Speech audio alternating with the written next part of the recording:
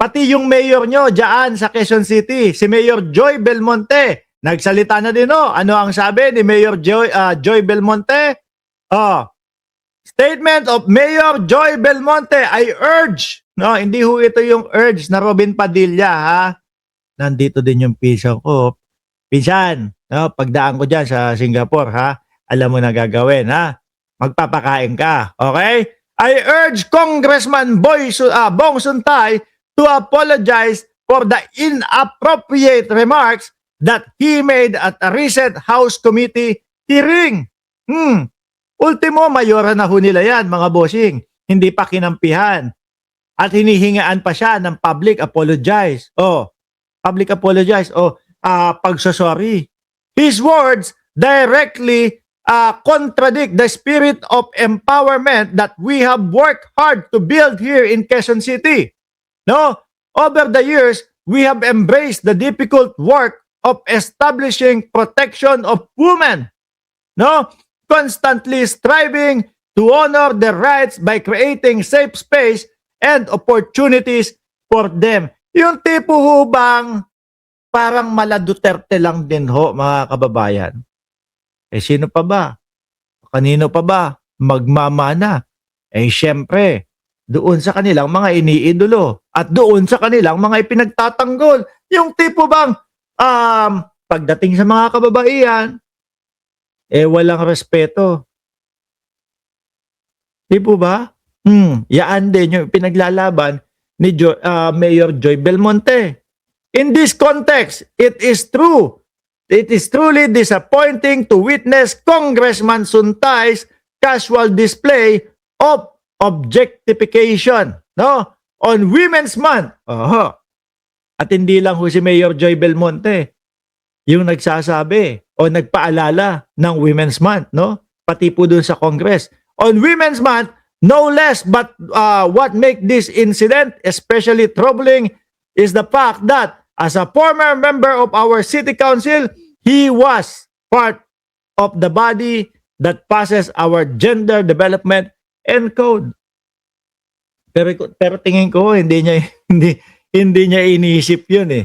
Basta na lang, bahala na, basta ang importante, maipagtanggol ko ang vice-presidente, importante, mailabas ko o mail-bail out ko si vice-presidente sa impeachment. Ganyan ang mangyayari sa inyo. Nakikita nyo ho, halos karamihan sa kanila. Tingnan nyo yung mga vloggers na iba. Yung ipinipilit po na ipagtanggol ang mga Duterte, ipinipilit po na baluktutin. Yung mga tama. Ano po nangyari? Yung iba, ayan, kagaya nung 3 buwan pa lang ho, mga mamaya. 3 buwan pa lang po. Na lineal vlogger. Nako, mukhang mauulong na mo ngayon, mga boning. Di ba? Nasisira ho ang buhay. Kasi sa totoo lang ho, mga boss, napakahirap ipagtanggol ng mga Duterte. Biruin mo, paano mo ipagtatanggol yun? Hindi naman po pagbabanta yung sinabi ni Inday Sara Duterte sa buhay ng Pangulo eh. Wala naman pong pagbabanta sa buhay ng unang ginang. Wala pong pagbabanta sa buhay ni Martin Romualdez. Tapos rinig na rinig nating lahat. Pag may nangyari sa akin, may kinausap na ako. Patayin si Bongbong Marcos, patayin si Lisa Araneta Marcos, patayin si Martin Romualdez. Paano mo may pagtatanggol yun? Ngayon, ang gagawin mo, mag-i-imagine ka na lang. Siguro hallucinate na din, no?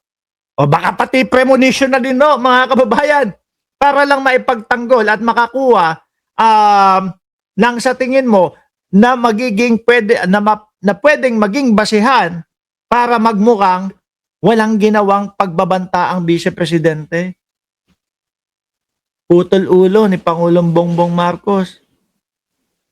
Para kumbaga, malighten lang yun.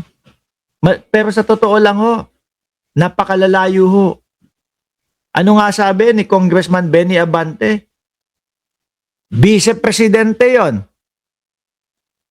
Vice-presidente yon ang pinagbabantaan. Presidente, lahat may kakayanan. Lahat parehas nasa gobyerno. Yung asawa ni Suntay na sinasabi niya, si Mrs. ko nga sinasabi, papatayin daw ako. Sino ba yun?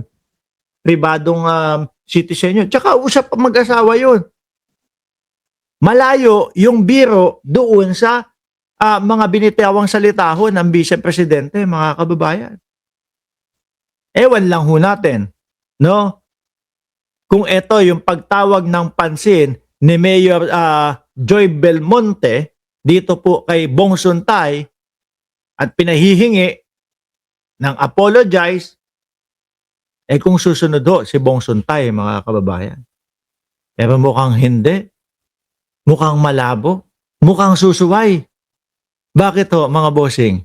Kasi po, base po dito sa balita, mga kababayan, no, ni Ed Lingaw, mukhang malabo po na humingi ng tawad ito pong si Congressman Bong Suntay, no? Pakinggan niyo ho.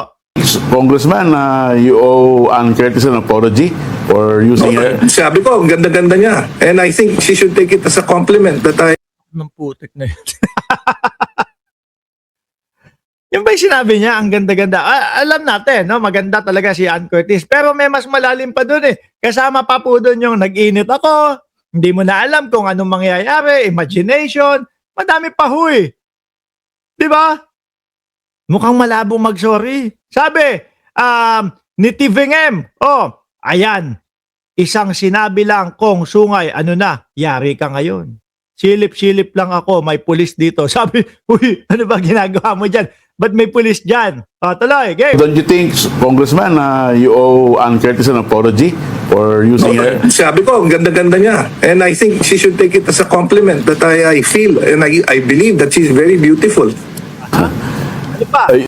Uy, sama mo, yung iba sinabi mo. Doon sa aspect na yun, pero doon sa nag-iinit yung katawan. Akala mo makakalusot ka, ha? Ano masasabi mo doon sa nag-iinit yung katawan mo? Well, mainit dito sa Pilipinas. Diba? Sir naman, Palagay ko- you do know that's Wala. Tigas mo ka, ano? Tigas mo ka, mga kababayan. Sumusubok, lumusot. Mainit dito sa... Hindi, pero hindi na dapat gawing katatawanan pa yan. Hindi mo na dapat magbiro niya. Mainit kasi dito sa Pilipinas. Kailangan paliwanag mo yan sa mamamayang Pilipino. not what you meant, and anybody can tell you that. No, but you're attributing something that I may not have meant. Diba? So what did you mean when you said nagiinit ang You're coming iyong... into a conclusion. When you said nagiinit kayo, what did you mean then? As I meant, Naglilibog. Meron pa po bang ibang pwedeng paliwanag doon sa nagiinit? Pag pinagsama-sama mo at sinundan mo yung kanyang mga sinabing mga kataga, no? Ang pagkakaintindi po ba doon ay naiinitan, mainit dito sa Pilipinas? Hindi. Maganda. Nakita mo. Imagination. No? Nag-iinit ang katawan. Ano pa ibig sabihin nun? Taglibog. Si Congressman Bong Suntay.